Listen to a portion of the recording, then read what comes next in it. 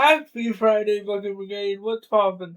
I've got a special double review for you today. In one of my comments recently, somebody asked me what my first bucket was. And that would be this guy.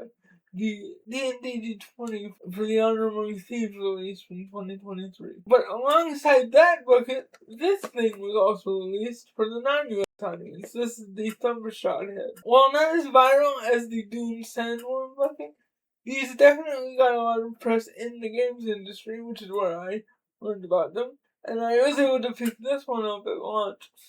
So these are definitely the ones that started it all for me. Both of these buckets are two of my favorites, and they are grails in every way. I cannot wait to show them to you, so follow me to the lab. For starters, the quality on both these things is absolutely top notch. The detail on the Thundershot actually gets pretty fine.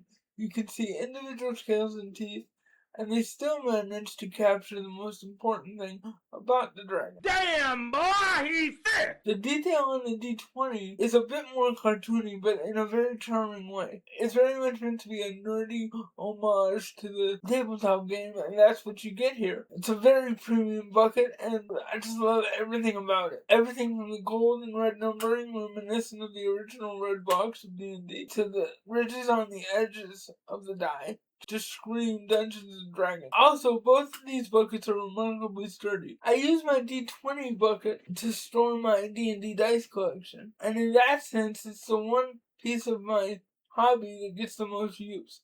And it's absolutely no worse for the wearer after 3 years. Usability on both these things is also really high. They're both very easy to clean, and the dice can probably hold more than a large popcorn.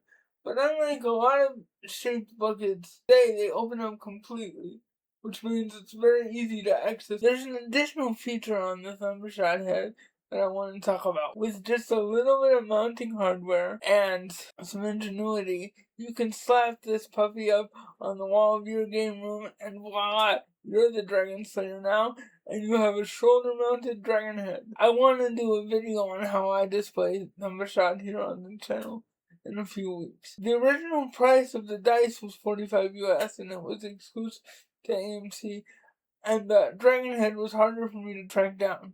I paid $100 US for it on eBay, and from what I can tell, it originally retailed in South America exclusively for approximately $35 US, which would have been an absolute steal if you could have gotten it for that price. I don't know what else to say about the X factor of these two beauties.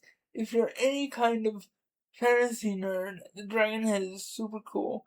And if you're a D&D nerd that needs a place to store the collection of shiny math rocks we all have, there's no better place. I mean, we're talking about diceception, dice inside of dice. How cool is that? One more cool thing about these buckets is I know my local game store got a second run of D20s that were sold in different packaging.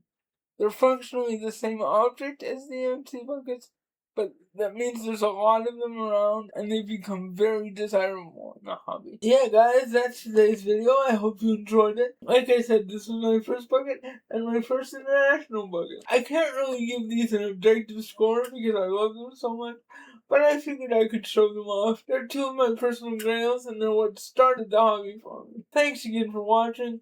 Please don't forget to comment and subscribe. Tell me, what was your first bucket? Let me know in the comments below, and have a great weekend.